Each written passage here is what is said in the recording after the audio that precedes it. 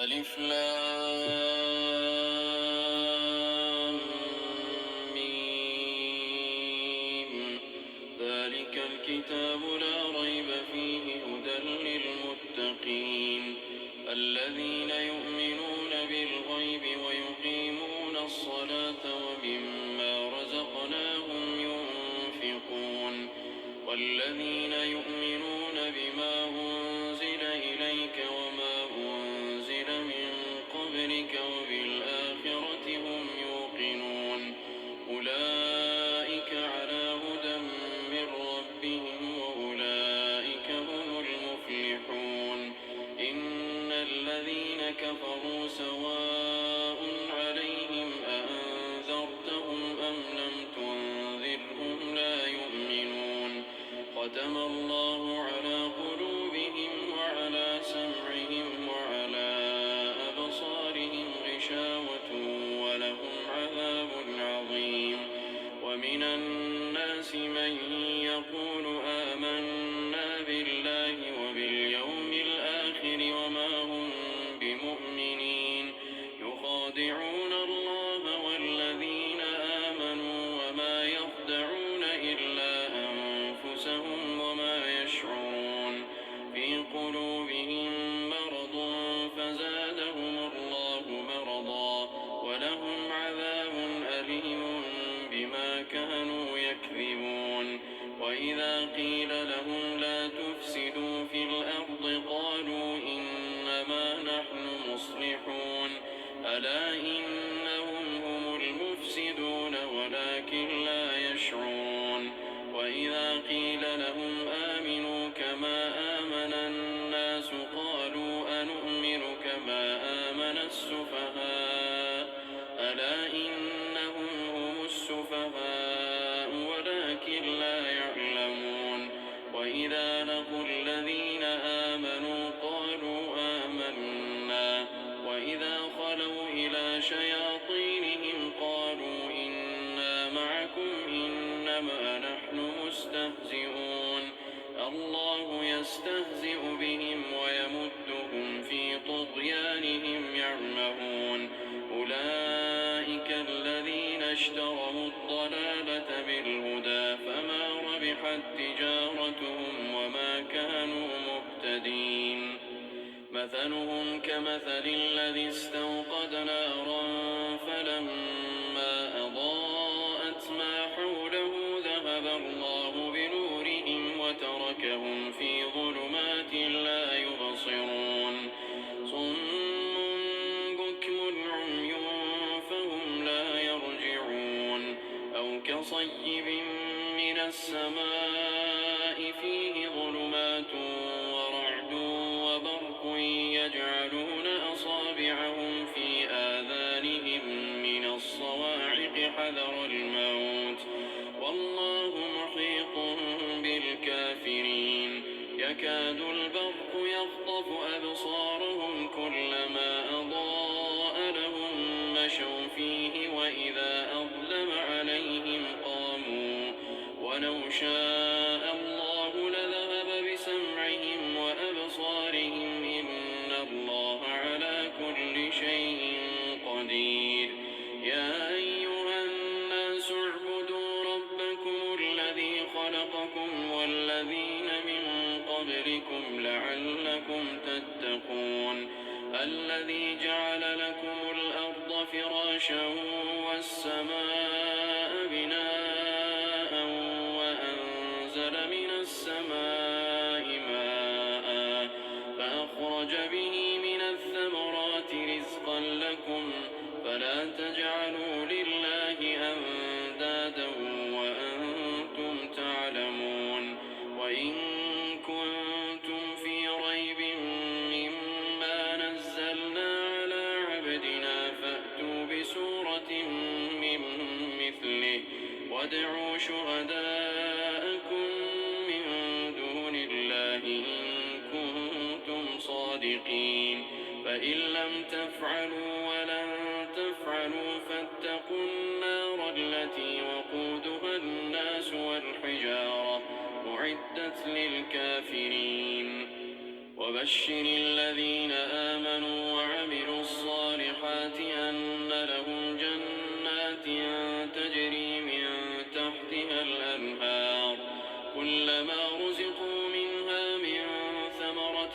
رزقا قالوا هذا الذي رزقنا من قبل وأتوا به متشابها ولهم فيها أزواج مطهرة وهم فيها خالدون إن الله لا يستحيي أن يضرب مثلا ما بعوضة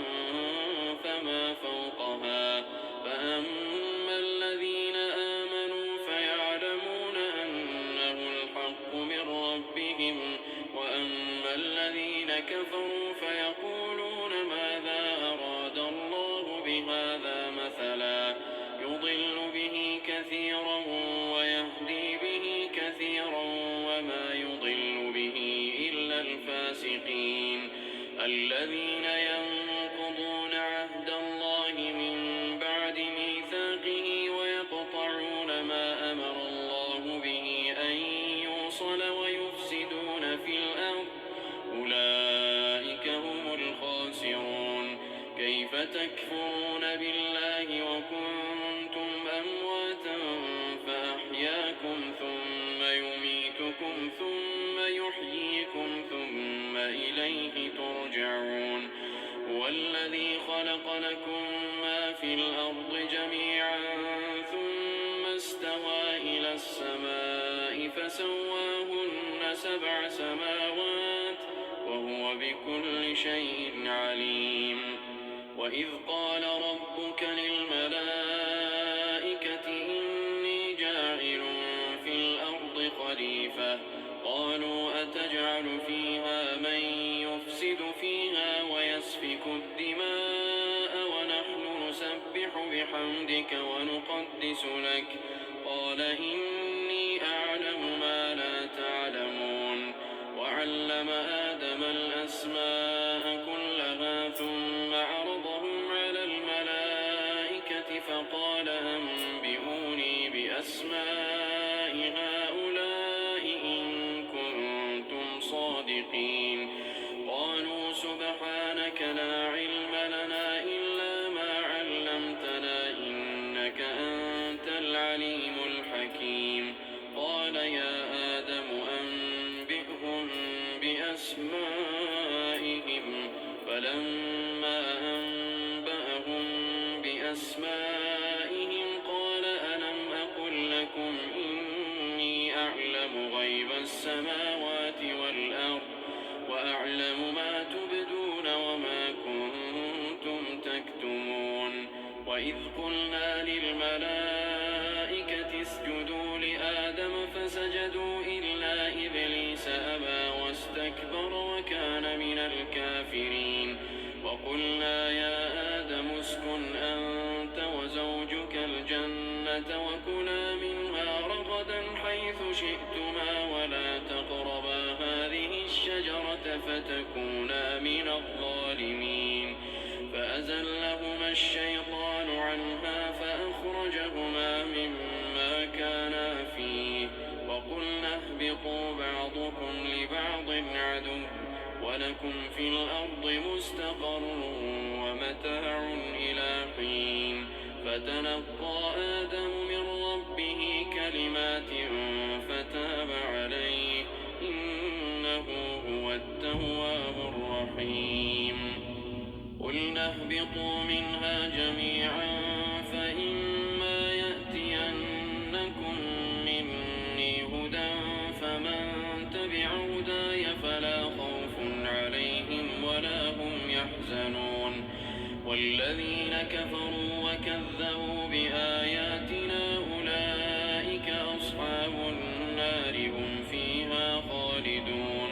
يا بني إسرائيل اذكروا نعمتي التي أنعمت عليكم وأوفوا بعهدي أوف بعهدكم وإياي فارهبون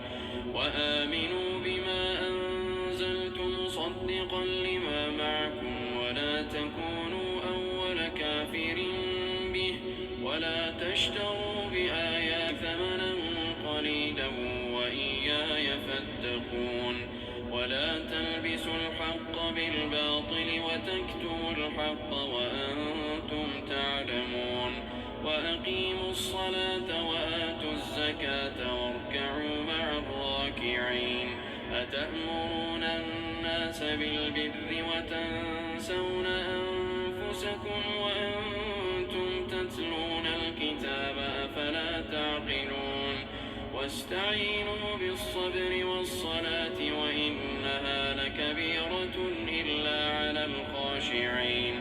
الذين يظنون أنهم ملاقو ربهم وأنهم إليه راجعون يا بني إسرائيل اذكروا نعمتي التي أنعمت عليكم وأني فضلتكم على العالمين واتقوا يوما لا تجزي نفس عن نفس شيئا ولا يقبل منها شفاعة ولا يؤخذ منها عدل ولا هم ينصرون وإذ نجيناكم من آل فرعون يسومونكم سوء العذاب يذبحون أبناءكم ويستحيون نساءكم وفي ذلكم بلاء من ربكم عظيم وإذ فرقنا بكم البحر فأنجيناكم وأغرقنا آل فرعون وأنتم تنظرون وإذ واعدنا موسى 40 ليلة ثم اتخذتم العجل من بعده وأنتم ظالمون ثم عفونا عنكم من بعد ذلك لعلكم تشكرون وإذ آتينا موسى الكتاب والفرقان لعلكم تهتدون وإذ قال موسى لقومه يا قوم إنكم ظلمتم أنفسكم باتخاذكم العجل فتوبوا إلى بارئكم فاقتلوا أنفسكم ذلكم خير لكم عند بارئكم فتاب عليكم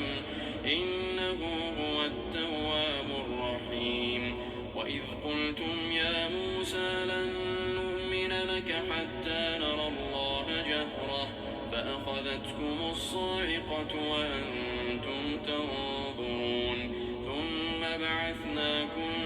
من بعد موتكم لعلكم تشكرون وظللنا عليكم الغمام وأنزلنا عليكم المن والسلوى كلوا من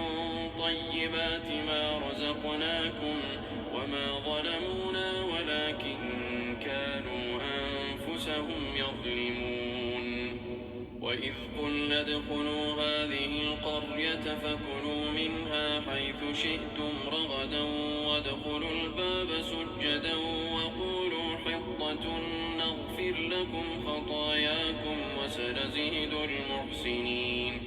فبدل الذين ظلموا قولا غير الذي قيل لهم فأنزلنا على الذين ظلموا رجزا من السماء بما كانوا يفسقون وإذ استسقى موسى لقومه فقلنا اضرب بعصاك الحجر فانفجرت منه 12 عينا قد علم كل أناس مشربهم كلوا واشربوا من رزق الله ولا تعثوا في الأرض مفسدين وإذ قلتم يا موسى لن نصبر على طعام واحد فادع لنا ربك يخرج لنا مما تنبت الأرض من بقلها وقثائها وفومها وعدسها وبصلها قال أتستبدلون الذي هو أدنى بالذي هو خير اهبطوا مصرا فإن لكم ما سألتم وضربت عليهم الذلة والمسكنة وباءوا بغضب من الله ذلك بأنهم كانوا يكفرون بآيات الله ويقتلون النبيين بغير الحق ذلك بما عصوا وكانوا يعتدون إن الذين آمنوا والذين هادوا والنصارى والصابئين من آمن بالله واليوم الآخر وعمل صالحا فلهم أجرهم عند ربهم ولا خوف عليهم ولا هم يحزنون وإذ أخذنا ميثاقكم ورفعنا فوقكم الطور خذوا ما آتيناكم بقوة واذكروا ما فيه لعلكم تتقون ثم توليتم من بعد ذلك فلولا فضل الله عليكم ورحمته لكنتم من الخاسرين ولقد علمتم الذين اعتدوا منكم في السبت فقلنا لهم كونوا قردة خاسئين فجعلناها نكالا لما بين يديها وما خلفها وموعظة للمتقين وإذ قال موسى لقومه إن الله يأمركم أن تذبحوا بقرة قالوا أتتخذنا هزوا قال أعوذ بالله أن أكون من الجاهلين قالوا ادع لنا ربك يبين لنا ما هي قال إنه يقول إنها بقرة لا فارض ولا بكر عوان بين ذلك فافعلوا ما تؤمرون قالوا ادع لنا ربك يبين لنا ما لونها قال إنه يقول إنها بقرة صفراء فاقع لونها تسر الناظرين قالوا ادع لنا ربك يبين لنا ما هي إن البقرة شابه علينا وإنا إن شاء الله لمهتدون قال إنه يقول إنها بقرة لا ذلول تثير الأرض ولا تسقي الحرث مسلمة لا شية فيها قالوا الآن جئت بالحق فذبحوها وما كادوا يفعلون وإذ قتلتم نفسا فادارأتم فيها والله مخرج ما كنتم تكتمون فقلنا اضربوه ببعضها كذلك يحيي الله الموتى ويريكم آياته لعلكم تعقلون ثم قست قلوبكم من بعد ذلك فهي كالحجارة أو أشد قسوة وإن من الحجارة لما يتفجر منه الأنهار وإن منها لما يشقق فيخرج منه الماء وإن منها لما يهبط من خشية الله وما الله بغافل عما تعملون أفتطمعون أن يؤمنوا لكم وقد كان فريق منهم يسمعون كلام الله ثم يحرفونه من بعد ما عقلوه وهم يعلمون وإذا لقوا الذين آمنوا قالوا آمنا وإذا خلا بعضهم إلى بعض قالوا أتحدثونهم بما فتح الله عليكم ليحاجوكم به عند ربكم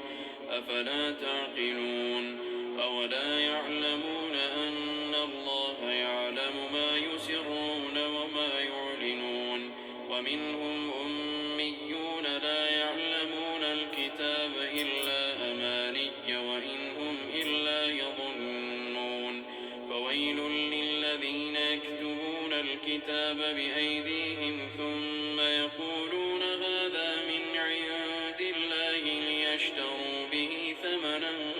قليلا فويل لهم مما كتبت أيديهم وويل لهم مما يكسبون وقالوا لن تمسنا النار إلا أياما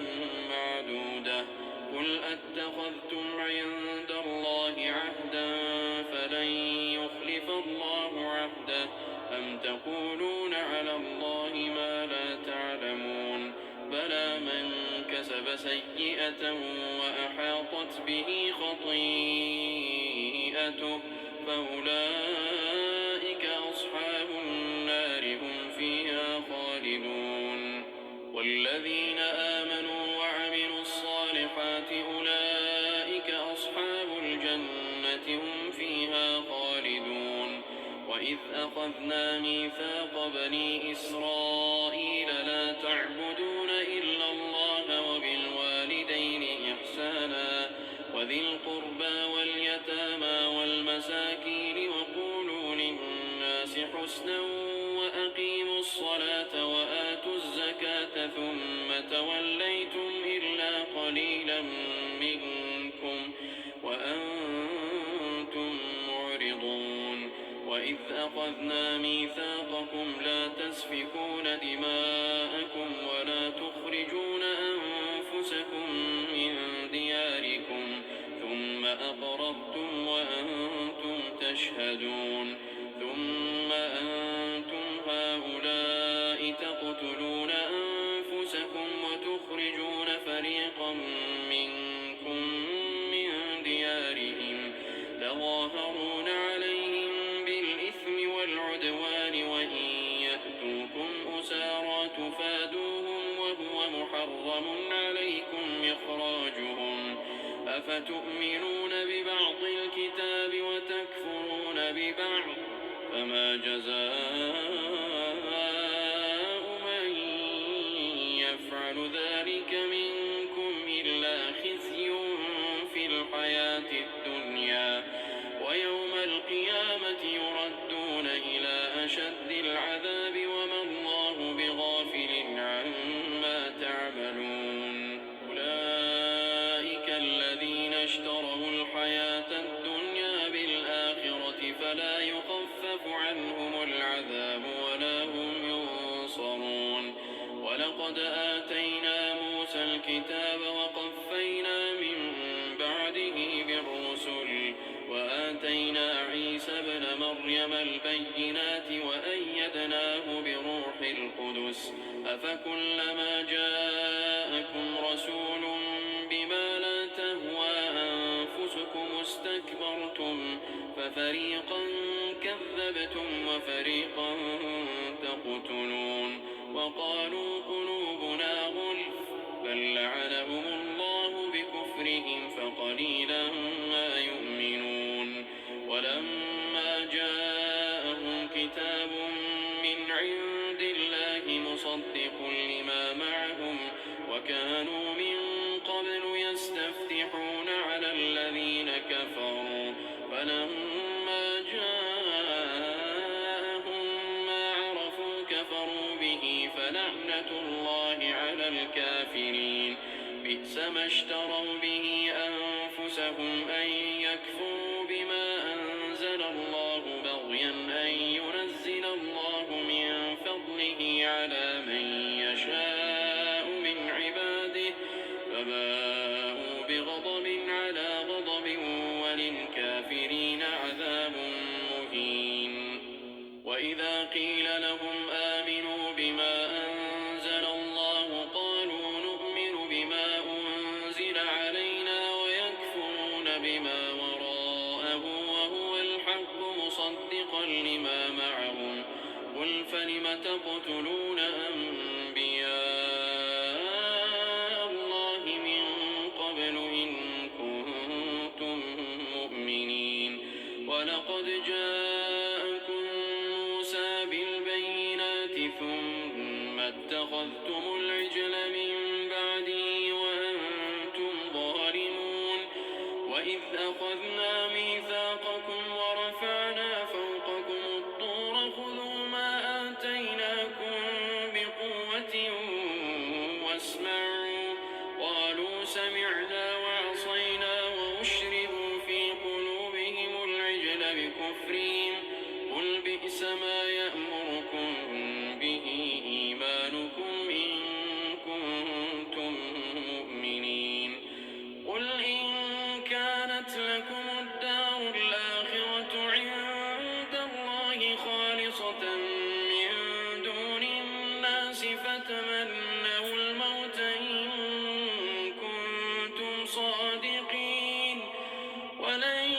يتمنوه أبدا بما قدمت أيديهم والله عليم بالظالمين ولتجدنهم أحرص الناس على حياة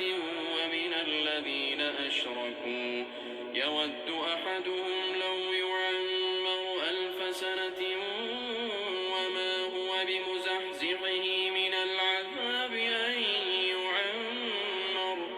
والله بصير بما يعملون قل من كان عدوا لجبريل فإنه نزله على قلبك بإذن الله مصدقا لما بين يديه وهدى وبشرى للمؤمنين من كان عدوا لله وملائكته ورسله وجبريل وميكال فإن الله عدو للكافرين ولقد أنزلنا إليك آيات بينات وما يكفر بها إلا الفاسقون أوكلما عاهدوا عهدا نبذه فريق منهم بل أكثرهم لا يؤمنون ولما جاءهم رسول من عند الله مصدق لما معهم نبذ فريق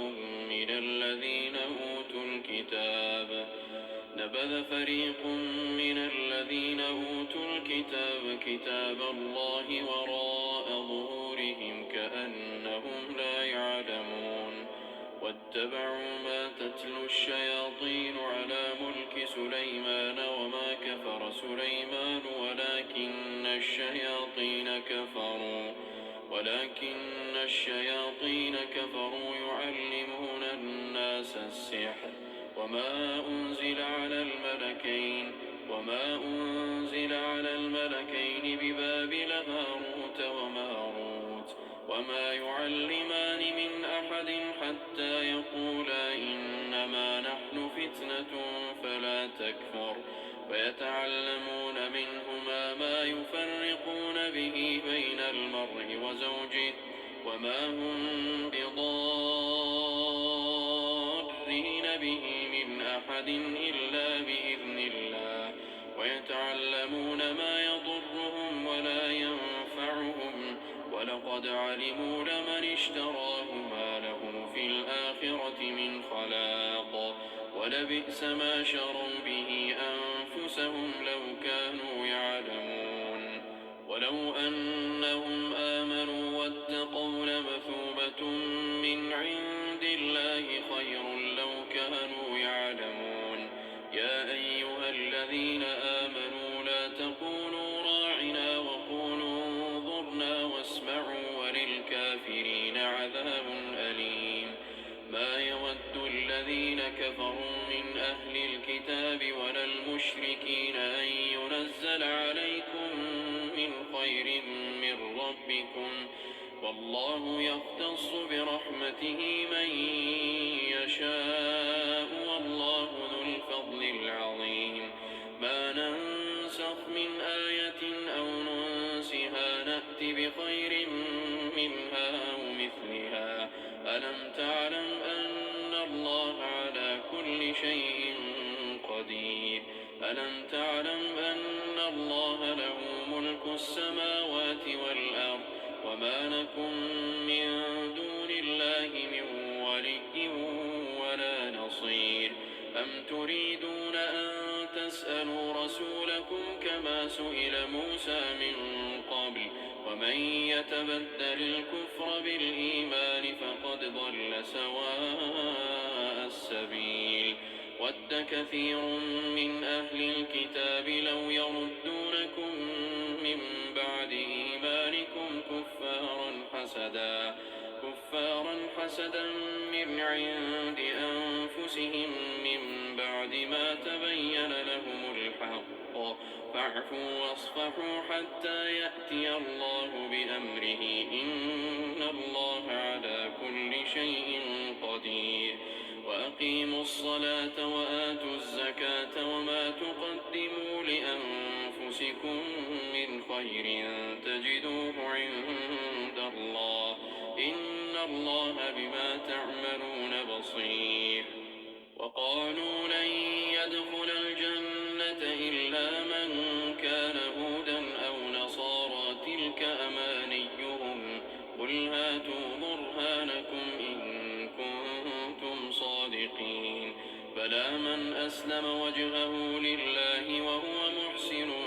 فله أجره عند ربه ولا خوف عليهم ولا هم يحزنون وقالت اليهود ليست النصارى على شيء وقالت النصارى ليست اليهود على شيء وهم يتلون الكتاب كذلك قال الذين لا يعلمون مثل قولهم فالله يحكم بينهم يوم القيامة فيما كانوا فيه يختلفون ومن أظلم ممن منع مساجد الله أن يذكر فيها اسمه وسعى في خرابها أولئك ما كان لهم أن يدخلوها إلا خائفين لهم في الدنيا خزي ولهم في الآخرة عذاب عظيم ولله المشرق والمغرب فأينما تولوا فثم وجه الله إن الله واسع عليم وقالوا اتخذ الله ولدا سبحانه بل له ما في السماوات والأرض كل له قانتون بديع السماوات والأرض وإذا قضى أمرا فإنما يقول له كن فيكون وقال الذين لا يعلمون لولا يكلمنا الله أو تأتينا آية كذلك قال الذين من قبلهم مثل قولهم تشابهت قلوبهم قد بينا الآيات لقوم يوقنون إنا أرسلناك بالحق بشيرا ونذيرا ولا تسأل عن أصحاب الجحيم ولن ترضى عنك اليهود ولا النصارى حتى تتبع ملتهم قل إن هدى الله هو الهدى ولئن اتبعت أهواءهم بعد الذي جاءك من العلم ما لك من الله من ولي ولا نصير الذين آتيناهم الكتاب يتلونه حق تلاوته أولئك يؤمنون به ومن يكفر به فأولئك هم الخاسرون يا بني إسرائيل اذكروا نعمتي التي أنعمت عليكم وأني فضلتكم على العالمين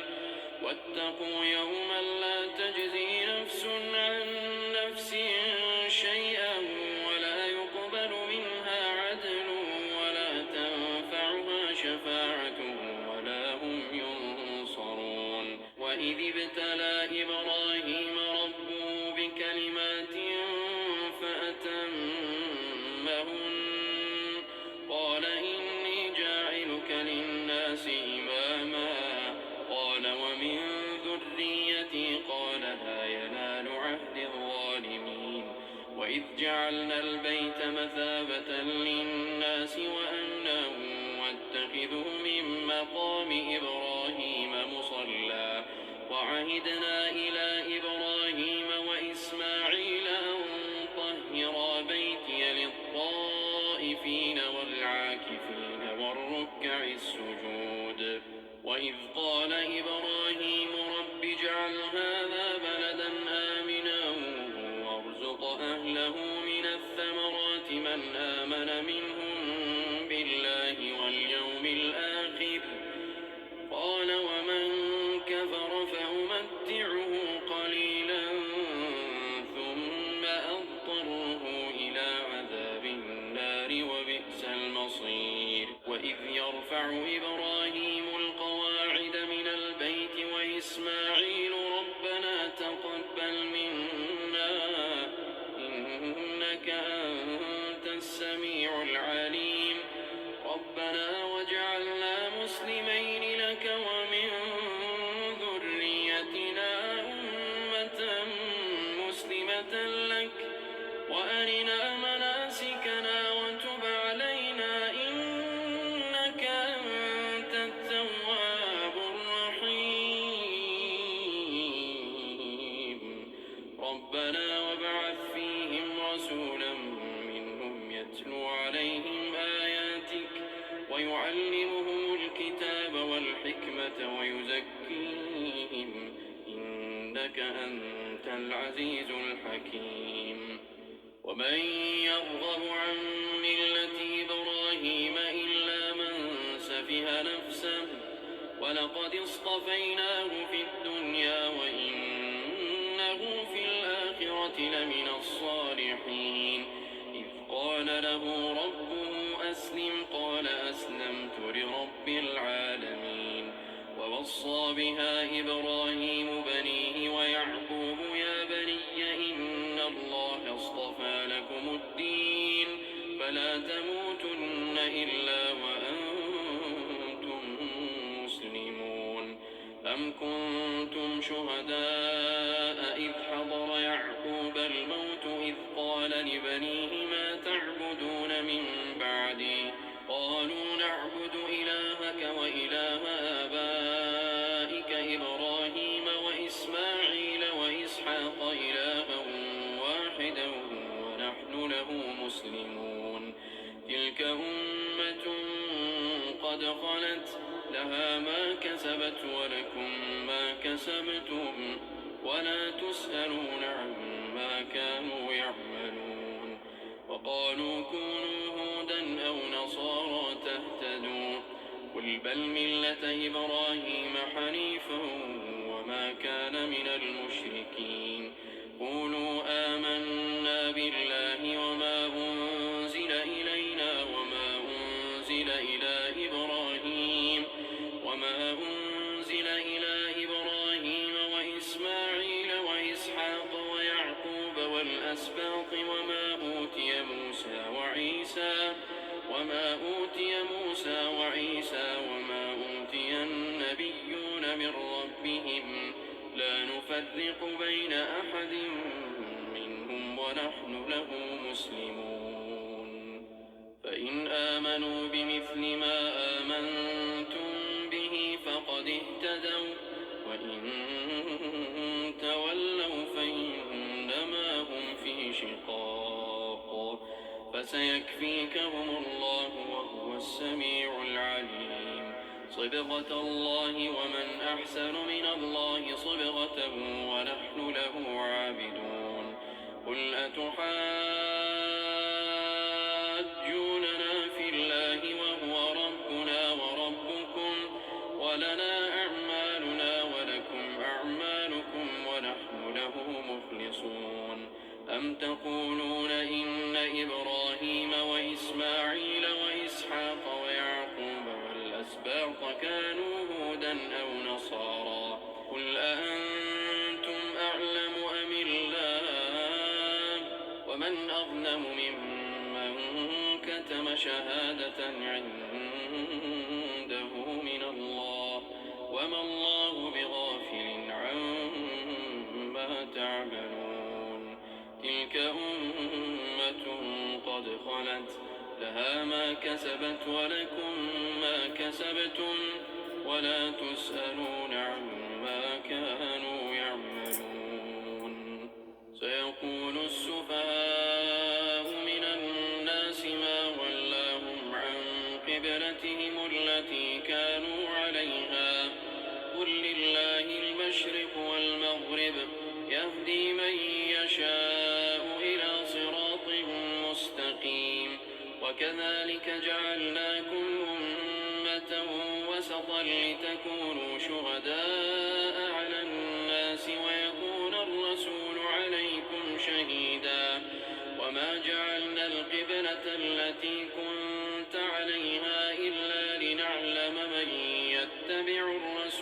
ممن ينقلب على عقبيه وإن كانت لكبيرة إلا على الذين هدى الله وما كان الله ليضيع إيمانكم إن الله بالناس لرءوف رحيم قد نرى تقلب وجهك في السماء فلنولينك قبلة ترضاها فول وجهك شطر المسجد الحرام وحيث ما كنتم فولوا وجوهكم شطره وإن الذين أوتوا الكتاب ليعلمون أنه الحق من ربهم وما الله بغافل عما يعملون ولئن أتيت الذين أوتوا الكتاب بكل آية ما تبعوا قبلتك وما أنت بتابع قبلتهم وما بعضهم بتابع قبلة بعض ولئن اتبعت أهواءهم من بعد ما جاءك من العلم إنك إذا لمن الظالمين الذين آتيناهم الكتاب يعرفونه كما يعرفون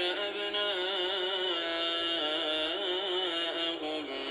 وإن فريقا منهم ليكتمون الحق وهم يعلمون الحق من ربك فلا تكونن من الممترين ولكل وجهة هو موليها فاستبقوا الخيرات أينما تكونوا يأت بكم الله جميعا إن الله على كل شيء قدير ومن حيث خرجت فول وجهك شطر المسجد الحرام وإنه للحق من ربك وما الله بغافل عما تعملون ومن حيث خرجت فول وجهك شطر المسجد الحرام وحيث ما كنتم فولوا وجوهكم شطره لئلا يكون للناس عليكم حجة إلا الذين ظلموا منهم فلا تخشوهم واخشوني ولأتم نعمتي عليكم ولعلكم تهتدون كما أرسلنا فيكم رسولا منكم يتلو عليكم آياتنا ويزكيكم ويعلمكم الكتاب والحكمة ويعلمكم ما لم تكونوا تعلمون فاذكروني أذكركم واشكروا لي ولا تكفرون يا أيها الذين آمنوا استعينوا بالصبر والصلاة إن الله مع الصابرين ولا تقولوا لمن يقتل في سبيل الله أموات بل أحياء ولكن لا تشعرون ولنبلونكم بشيء من الخوف والجوع ونقص من الأموال والأنفس والثمرات وبشر الصابرين الذين إذا أصابتهم مصيبة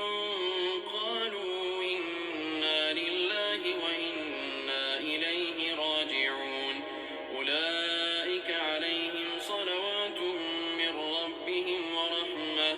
وأولئك هم المهتدون إن الصفا والمروة من شعائر الله فمن حج البيت أو اعتمر فلا جناح عليه أن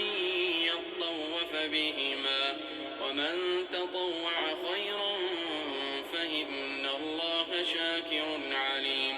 إن الذين يكتمون ما أنزلنا من البينات والهدى من بعد ما بيناه للناس في الكتاب أولئك يلعنهم الله ويلعنهم اللاعنون إلا الذين تابوا وأصلحوا وبينوا فأولئك أتوب عليهم وأنا التواب الرحيم إن الذين كفروا وماتوا وهم كفار أولئك عليهم لعنة والملائكة والناس أجمعين خالدين فيها لا يخفف عنهم العذاب ولا هم ينظرون وإلهكم إله واحد لا إله إلا هو الرحمن الرحيم إن في خلق السماوات والأرض واختلاف الليل والنهار والفلك التي تجري في البحر بما ينفع الناس وما أنزل الله من السماء من ماء فأحيا به الأرض بعد موتها وبث فيها من كل دابة وتصريف الرياح والسحاب المسخر بين السماء والأرض لآيات لقوم يعقلون ومن الناس من يتخذ من دون الله أندادا يحبونهم كحب الله والذين آمنوا أشد حبا لله ولو يرى الذين ظلموا إذ يرون العذاب أن القوة لله جميعا وأن الله شديد العذاب إذ تبرأ الذين اتبعوا من الذين اتبعوا ورأوا العذاب وتقطعت بهم الأسباب وقال الذين اتبعوا لو أن لنا كرة فنتبرأ منهم كما تبرأوا منا كذلك يريهم الله أعمالهم حسرات عليهم وما هم بخارجين من النار يا أيها الناس كلوا مما في الأرض حلالا طيبا ولا تتبعوا خطوات الشيطان إنه لكم عدو مبين إنما يأمركم بالسوء والفحشاء وأن تقولوا على الله ما لا تعلمون وإذا قيل لهم اتبعوا ما أنزل الله قالوا بل نتبع ما ألفينا عليه آباءنا أولو كان آباؤهم لا يعقلون شيئا ولا يهتدون ومثل الذين كفروا كمثل الذي ينعق بما لا يسمع إلا دعاء ونداء صم بكم عمي فهم لا يعقلون يا أيها الذين آمنوا كلوا من طيبات ما رزقناكم واشكروا لله إن كنتم إياه تعبدون إنما حرم عليكم الميتة والدم ولحم الخنزير وما أهل به لغير الله فمن اضطر غير باغ ولا عاد فلا إثم عليه إن الله غفور رحيم إن الذين يكتمون ما أنزل الله من الكتاب ويشترون به ثمنا قليلا أولئك ما يأكلون في بطونهم إلا النار ولا يكلمهم الله يوم القيامة ولا يزكيهم ولهم عذاب أليم أولئك الذين اشتروا الضلالة بالهدى والعذاب بالمغفرة فما أصبرهم على النار ذلك بأن الله نزل الكتاب بالحق وإن الذين اختلفوا في الكتاب لفي شقاق بعيد ليس البر أن تولوا وجوهكم قبل المشرق والمغرب ولكن البر من آمن بالله واليوم الآخر والملائكة والكتاب والنبيين وآتى المال على حبه ذوي القربى واليتامى والمساكين وابن السبيل والسائلين وفي الرقاب وأقام الصلاة وآتى الزكاة والموفون بعهدهم إذا عاهدوا والصابرين في البأساء والضراء وحين البأس أولئك الذين صدقوا وأولئك هم المتقون. يا أيها الذين آمنوا كتب عليكم القصاص في القتلى الحر بالحر والعبد بالعبد والأنثى بالأنثى فمن عفي له من أخيه شيء فاتباع بالمعروف وأداء إليه بإحسان ذلك تخفيف من ربكم ورحمة فمن اعتدى بعد ذلك فله عذاب أليم. ولكم في القصاص حياة يا أولي الألباب لعلكم تتقون. كتب عليكم إذا حضر أحدكم الموت إن ترك خيرا الوصية للوالدين والأقربين بالمعروف حقا على المتقين. فمن بدله بعدما سمعه فإنما إثمه على الذين يبدلونه إن الله سميع عليم. فمن خاف من موص جنفا أو إثما فأصلح بينهم فلا إثم عليه إن الله غفور رحيم. يا أيها الذين آمنوا كتب عليكم الصيام كما كتب على الذين من قبلكم لعلكم تتقون أياما معدودات. فمن كان منكم مريضا أو على سفر فعدة من أيام أخر وعلى الذين يطيقونه فدية طعام مسكين فمن تطوع خيرا فهو خير له وأن تصوموا خير لكم إن كنتم تعلمون. شهر رمضان الذي أنزل فيه القرآن هدى للناس وبينات من الهدى والفرقان فمن شهد منكم الشهر فليصمه ومن كان مريضا أو على سفر فعدة من أيام أخر يريد الله بكم اليسر ولا يريد بكم العسر ولتكملوا العدة ولتكبروا الله على ما هداكم ولعلكم تشكرون. وإذا سألك عبادي عني فإني قريب أجيب دعوة الداع إذا دعان فليستجيبوا لي وليؤمنوا بي لعلهم يرشدون. أحل لكم ليلة الصيام الرفث إلى نسائكم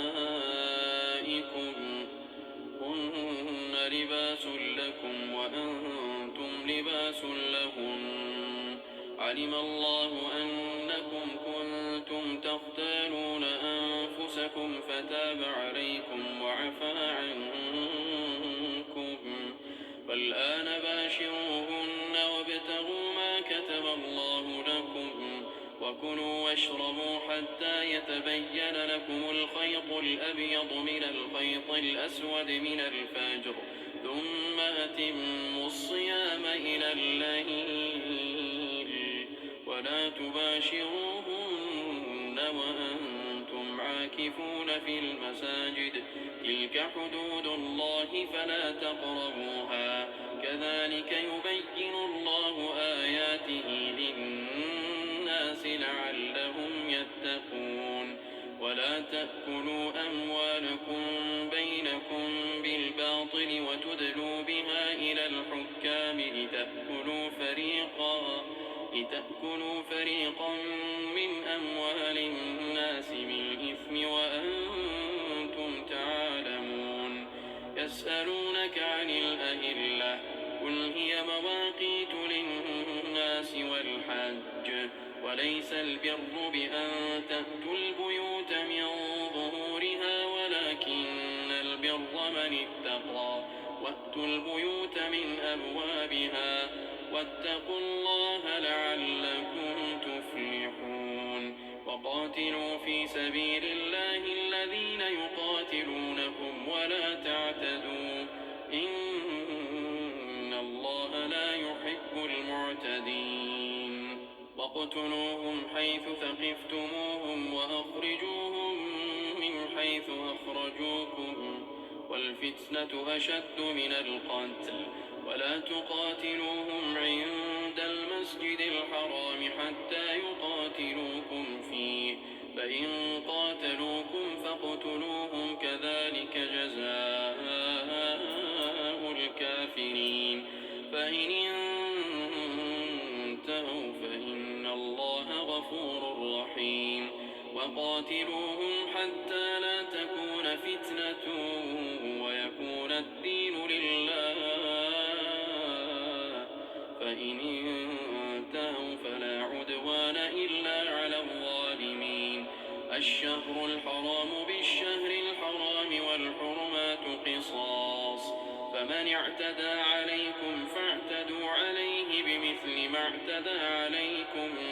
واتقوا الله واعلموا أن الله مع المتقين وأنفقوا في سبيل الله ولا تلقوا بأيديكم إلى التهلكة وأحسنوا إن الله يحب المحسنين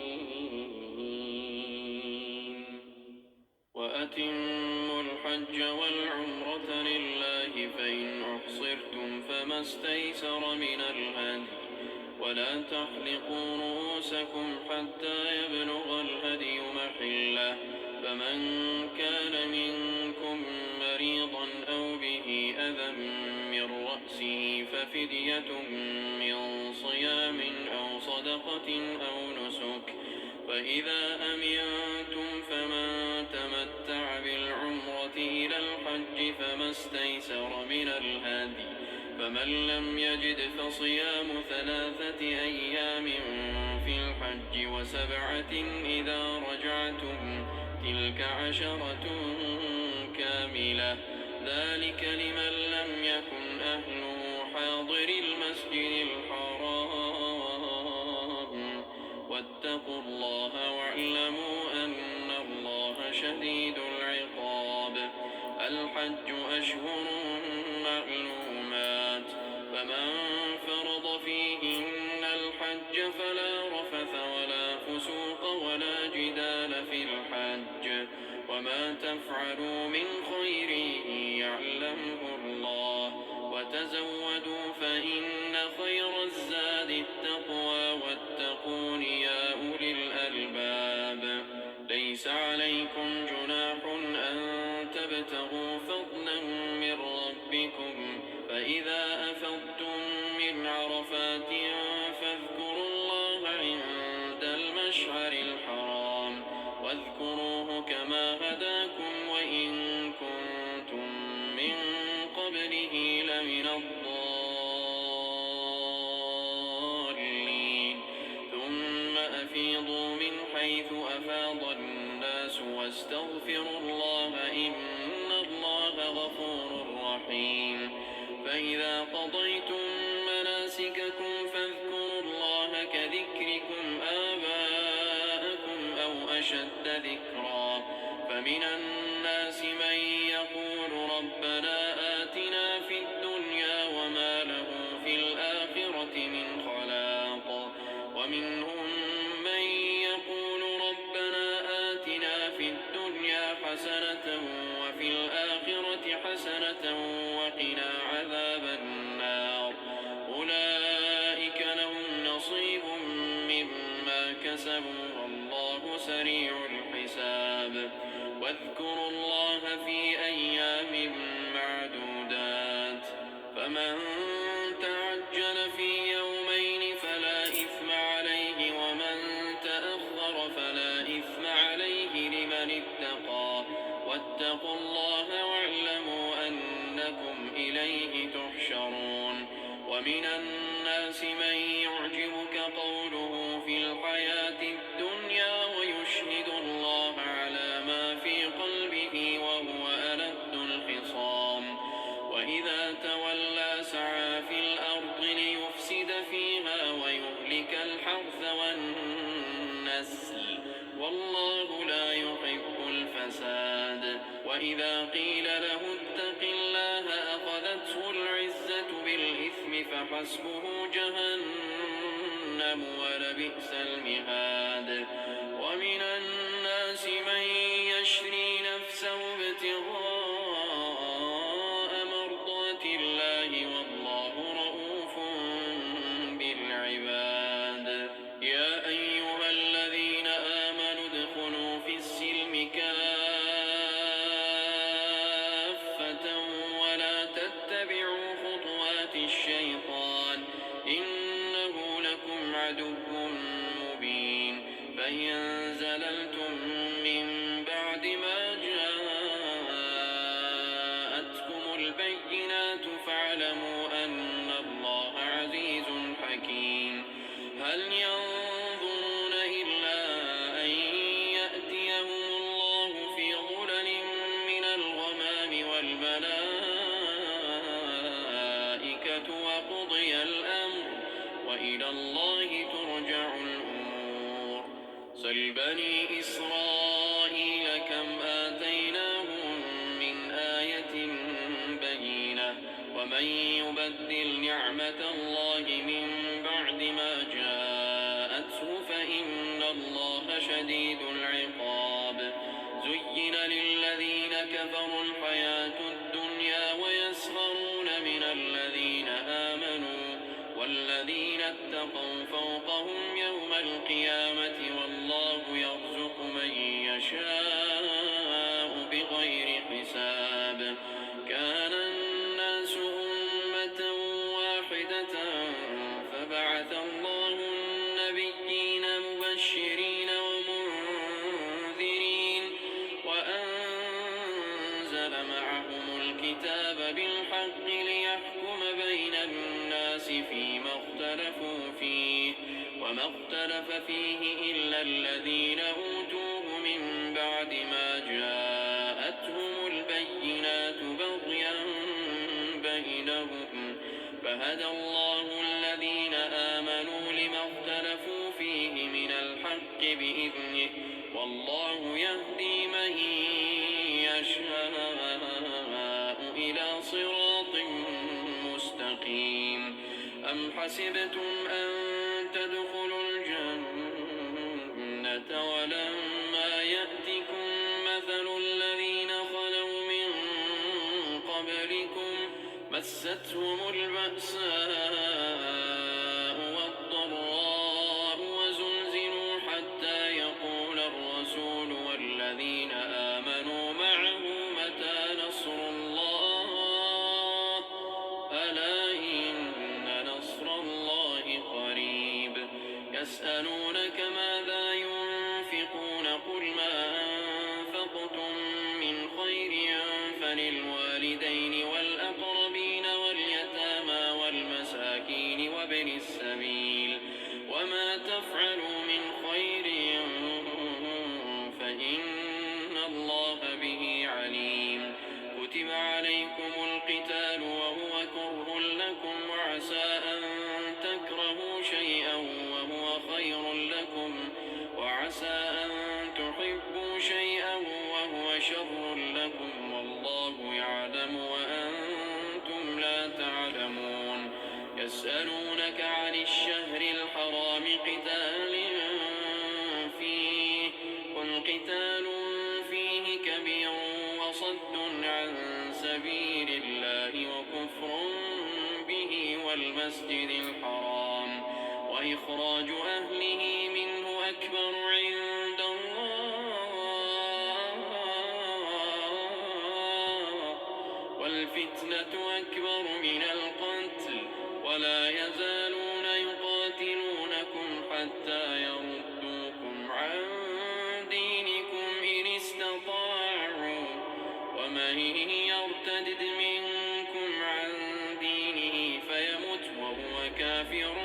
فأولئك حبطت أعمالهم في الدنيا والآخرة وأولئك أصحاب النار هم فيها خالدون. إن الذين آمنوا والذين هادوا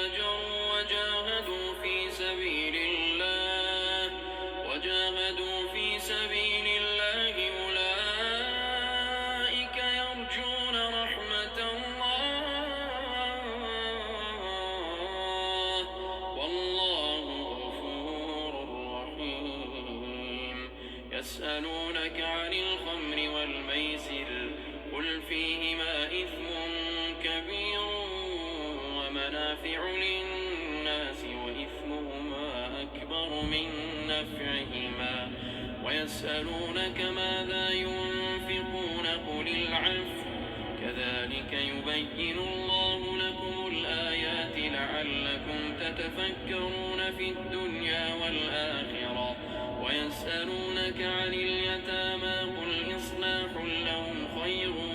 وإن تخالطوهم فإخوانكم والله يعلم المفسد من المصلح ولو شاء الله لأعنتكم إن الله عزيز حكيم ولا تنكحوا المشركات حتى يؤمن ولأمة مؤمنة خير من مشركة ولو أعجبتكم ولا تنكحوا المشركين حتى يؤمنوا ولعبد مؤمن خير من مشرك ولو أعجبكم أولئك يدعون إلى النار والله يدعو إلى الجنة والمغفرة بإذنه ويبين آياته للناس لعلهم يتذكرون ويسألونك عن المحيض قل هو أذى فاعتزلوا النساء في المحيض ولا تقربوهن حتى يطهرن فإذا تطهرن فأتوهن من حيث أمركم الله إن الله يحب التوابين ويحب المتطهرين نساؤكم حرث لكم فأتوا حرثكم أنى شئتم وقدموا لأنفسكم واتقوا الله واعلموا أنكم ملاقوه وبشر المؤمنين ولا تجعلوا الله عرضة لأيمانكم أن تبروا وتتقوا وتصلحوا بين الناس والله سميع عليم لا يؤاخذكم الله باللغو في أيمانكم ولكن يؤاخذكم بما كسبت قلوبكم والله غفور حليم للذين يؤلون من نسائهم تربص 4 أشهر فإن فاءوا فإن الله غفور رحيم وإن عزموا الطلاق فإن الله سميع عليم والمطلقات يتربصن بأنفسهن 3 قروء ولا يحل لهن أن يكتمن ما خلق الله في أرحامهن إن كن يؤمن بالله واليوم الآخر وبعولتهن أحق بردهن في ذلك إن أرادوا إصلاحا ولهن مثل الذي عليهن بالمعروف وللرجال عليهن درجة والله عزيز حكيم الطلاق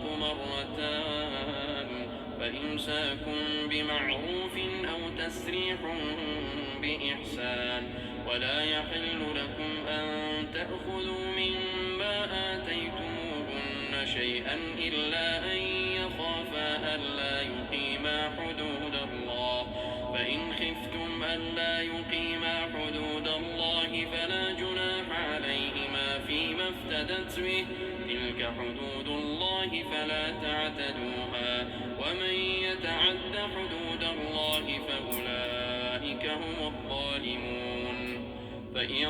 طلقها فلا تحل له من بعد حتى تنكح زوجا غيره فإن طلقها فلا جناح عليهما أن يتراجعا إن ظنا أن يقيما حدود الله وتلك حدود الله يبينها لقوم يعلمون وإذا طلقتم النساء فبلغن أجلهن فأمسكوهن بمعروف أو سرحوهن بمعروف ولا تمسكوهن ضرارا لتعتدوا ومن يفعل ذلك فقد ظلم نفسه. ولا تتخذوا آيات الله هزوا واذكروا نعمة الله عليكم وما أنزل عليكم من الكتاب والحكمة يعظكم به واتقوا الله واعلموا أن الله بكل شيء عليم. وإذا طلقتم النساء فبلغن أجلهن فلا تعضلوهن أن ينكحن أزواجهن إذا تراضوا بينهم بالمعروف. ذلك يوعظ به من كان منكم يؤمن بالله واليوم الآخر. ذلكم أزكى لكم وأطهر والله يعلم وأنتم لا تعلمون. والوالدات يرضعن أولادهن حولين كاملين لمن أراد أن يتم الرضاعة. وعلى المولود له رزقهن وكسوتهن بالمعروف. لا تكلف نفس إلا وسعها. لا تضار والدة بولدها ولا مولود له بولده. وعلى الوارث مثل ذلك. فإن أرادا فصالا عن تراض منهما وتشاور فلا جناح عليهما. وإن أردتم أن تسترضعوا أولادكم فلا جناح عليكم إذا سلمتم ما آتيتم بالمعروف. واتقوا الله واعلموا أن الله بما تعملون بصير. والذين يتوفون منكم ويذرون أزواجا يتربصن بأنفسهن 4 أشهر وعشرا.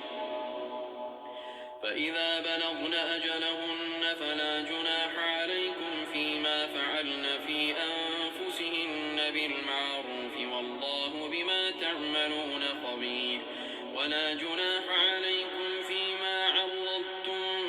به من خطبة النساء أو أكننتم في أنفسكم. علم الله أنكم ستذكرونهن ولكن لا تواعدوهن سرا إلا أن تقولوا قولا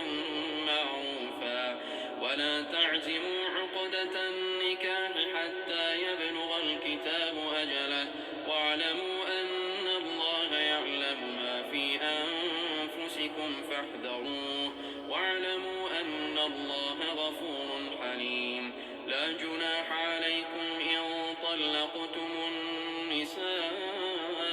ما لم تمسوهن أو تفرضوا لهن فريضة. ومتعوهن على الموسع قدره وعلى المقتر قدره متاعا بالمعروف حقا على المحسنين. وإن طلقتموهن من قبل أن تمسوهن وقد فرضتم لهن فريضة فنصف ما فرضتم إلا أن يعفون أو يعفو الذي بيده عقدة النكاح. وأن تعفوا أقرب للتقوى ولا تنسوا الفضل بينكم إن الله بما تعملون بصير. حافظوا على الصلوات والصلاة الوسطى وقوموا لله قانتين. فإن خفتم فرجالا أو ركبانا فإذا أمنتم فاذكروا الله كما علمكم ما لم تكونوا تعلمون. والذين يتوفون منكم ويذرون أزواجا وصية لأزواجهم متاعا إلى الحول غير إخراج. فإن خرجن فلا جناح عليكم فيما فعلن في أنفسهن من معروف والله عزيز حكيم. وللمطلقات متاع بالمعروف حقا على المتقين. كذلك يبين الله لكم آياته لعلكم تعقلون. ألم تر إلى الذين خرجوا من ديارهم وهم ألوف حذر الموت فقال لهم الله موتوا ثم أحياهم إن الله لذو فضل على الناس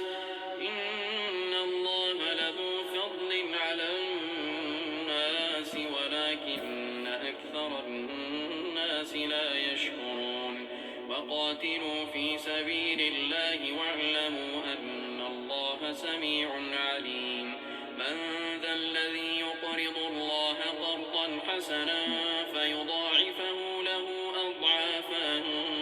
كثيرة والله يقبض ويبسط وإليه ترجعون ألم تر إلى الملأ من بني إسرائيل من بعد موسى إذ قالوا لنبي له ابعث لنا ملكا نقاتل في سبيل الله قال هل عسيتم إن كتب عليكم القتال ألا تقاتلوا قالوا وما لنا ألا نقاتل في سبيل الله وقد أخرجنا من ديارنا وأبنائنا فلما كتب عليهم القتال تولوا إلا قليلا منهم والله عليم بالظالمين وقال لهم نبيهم إن الله قد بعث لكم طالوت ملكا قالوا أنى يكون له الملك علينا ونحن أحق بالملك منه ولم يؤت سعة من المال قال إن الله اصطفاه عليكم وزاده بسطة في العلم والجسم والله يؤتي ملكه من يشاء والله واسع عليم وقال لهم نبيهم إن آية ملكه أن يأتيكم التابوت فيه سكينة من ربكم وبقية مما ترك آل موسى وآل هارون تحمله الملائكة إن في ذلك لآية لكم إن كنتم مؤمنين فلما فصل طالوت بالجنود قال إن الله مبتليكم بنهر فمن شرب منه فليس مني ومن لم يطعمه فإنه مني إلا من اغترف غرفة بيده فشربوا منه إلا قليلا منهم فلما جاوزه هو والذين آمنوا معه قالوا لا طاقة لنا اليوم بجالوت وجنوده قال الذين يظنون أنهم ملاقو الله كم من فئة قليلة غلبت فئة كثيرة بإذن الله والله مع الصابرين ولما برزوا لجالوت وجنوده قالوا ربنا أفرغ علينا صبرا وثبت أقدامنا وانصرنا على القوم الكافرين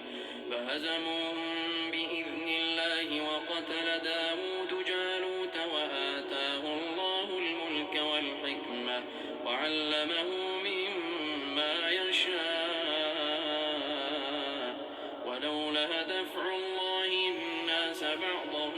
ببعض لفسدت الأرض ولكن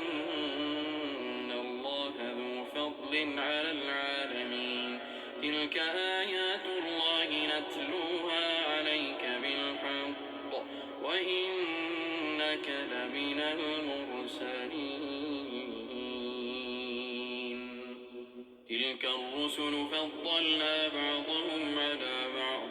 منهم من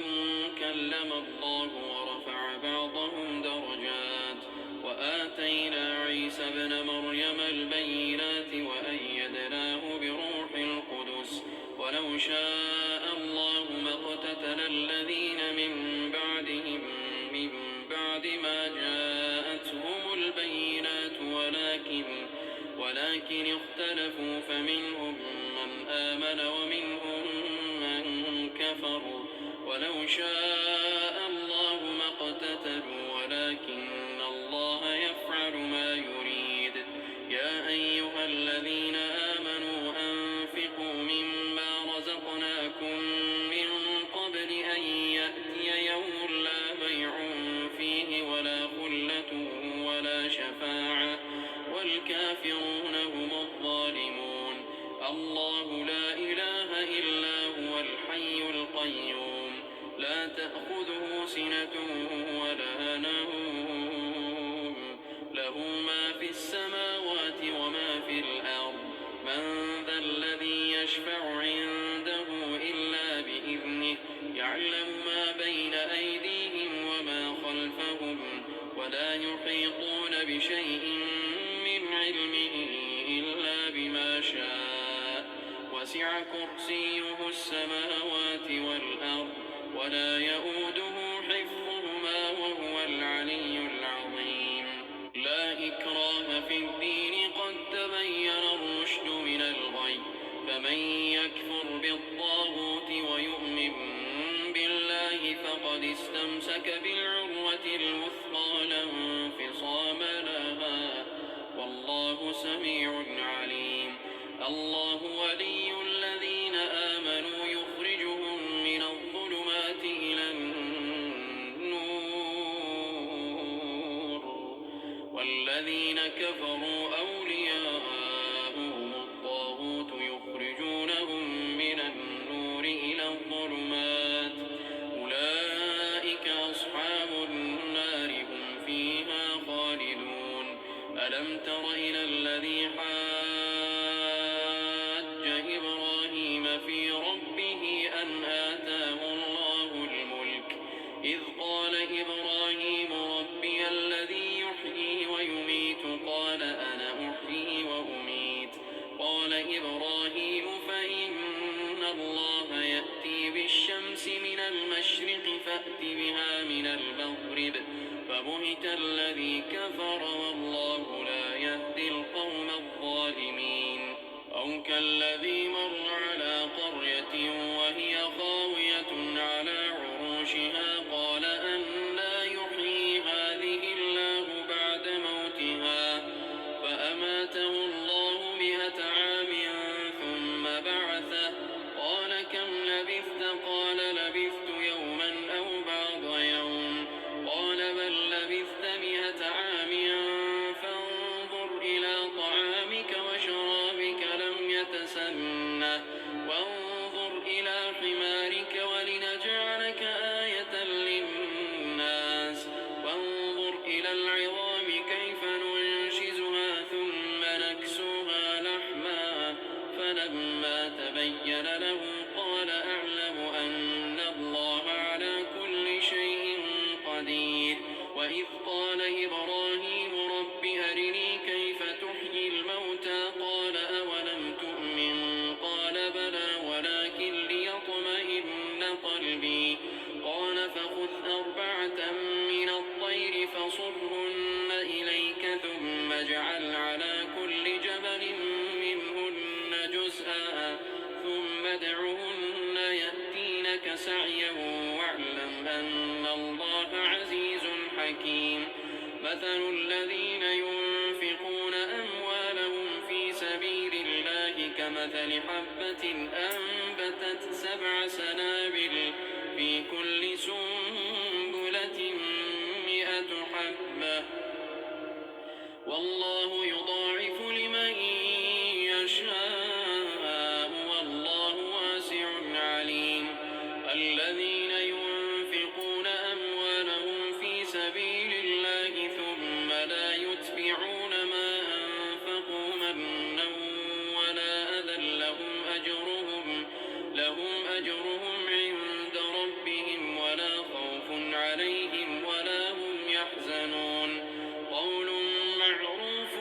ومغفرة خير من صدقة يتبعها أذى والله غني حليم. يا أيها الذين آمنوا لا تبطلوا صدقاتكم بالمن والأذى كالذي ينفق ماله رئاء الناس ولا يؤمن بالله واليوم الآخر فمثله كمثل صفوان عليه تراب فأصابه وابل فتركه صلدا لا يقدرون على شيء مما كسبوا والله لا يهدي القوم الكافرين ومثل الذين ينفقون أموالهم ابتغاء مرضات الله وتثبيتا من أنفسهم كمثل جنة بربوة أصابها وابل فآتت أكلها ضعفين فإن لم يصبها وابل فطل والله بما تعملون بصير أيود أحدكم أن تكون له جنة من نخيل وأعناب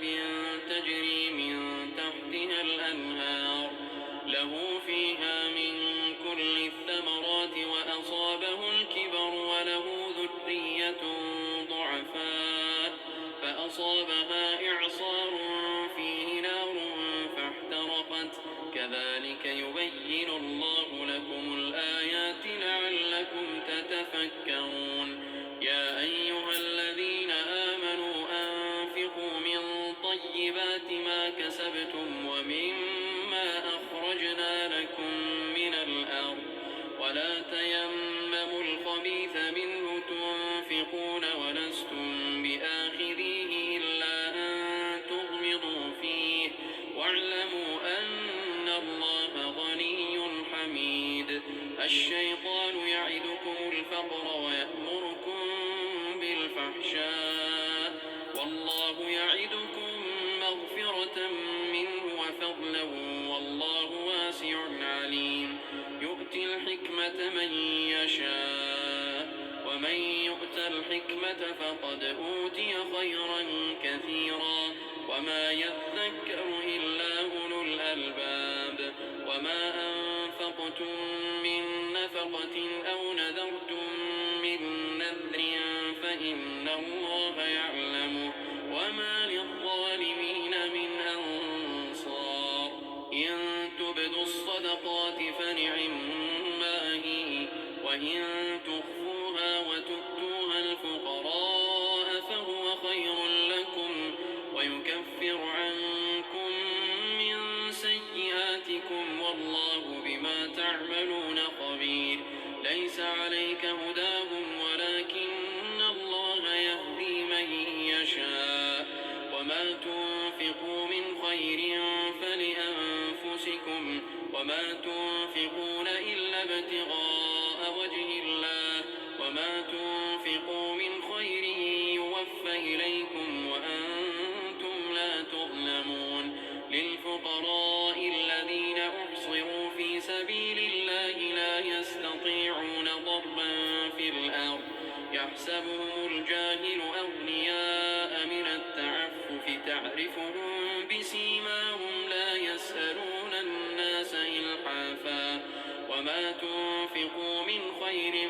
فإن الله به عليم الذين ينفقون أموالهم بالليل والنهار سرا وعلانية فلهم أجرهم عند ربهم ولا خوف عليهم ولا هم يحزنون الذين يأكلون الربا لا يقومون إلا كما يقوم الذي يتخبطه الشيطان من المس ذلك بأنهم قالوا إنما البيع مثل الربا وأحل الله البيع وحرم الربا فمن جاءه موعظة من ربه فانتهى فله ما سلف وأمره إلى الله ومن عاد فأولئك أصحاب النار هم فيها خالدون يمحق الله الربا ويربي الصدقات والله لا يحب كل كفار أثيم إن الذين آمنوا وعملوا الصالحات وأقاموا الصلاة وآتوا الزكاة لهم أجرهم عند ربهم ولا خوف خوف عليهم ولا هم يحزنون يا أيها الذين آمنوا اتقوا الله وذروا ما بقي من الربا إن كنتم مؤمنين فإن لم تفعلوا فأذنوا بحرب من الله ورسوله وإن تبتم فلكم رؤوس أموالكم لا تظلمون ولا تظلمون وإن كان ذو عسرة فنظرة إلى ميسرة وأن تصدقوا خير لكم إن كنتم تعلمون واتقوا يوما ترجعون فيه إلى الله ثم توفى كل نفس ما كسبت وهم لا يظلمون يا أيها الذين آمنوا إذا تداينتم بدين إلى أجل مسمى فاكتبوه وليكتب بينكم كاتب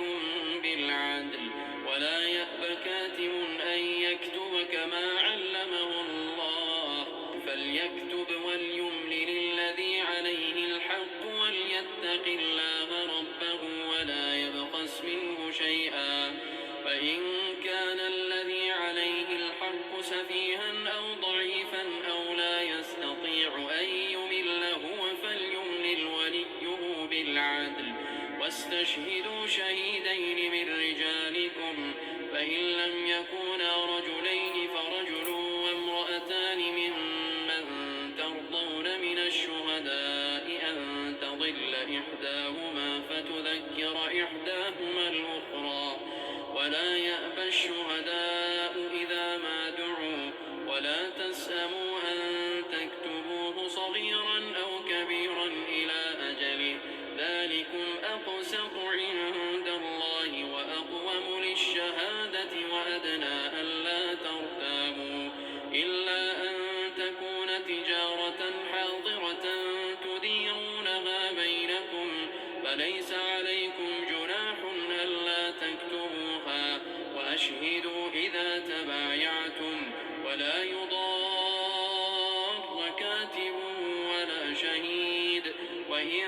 تفعلوا فإنه فسوق بكم واتقوا الله ويعلمكم الله والله بكل شيء عليم وإن كنتم على سفر ولم تجدوا كاتبا فرهان مقبوضة فإن أمن بعضكم بعضا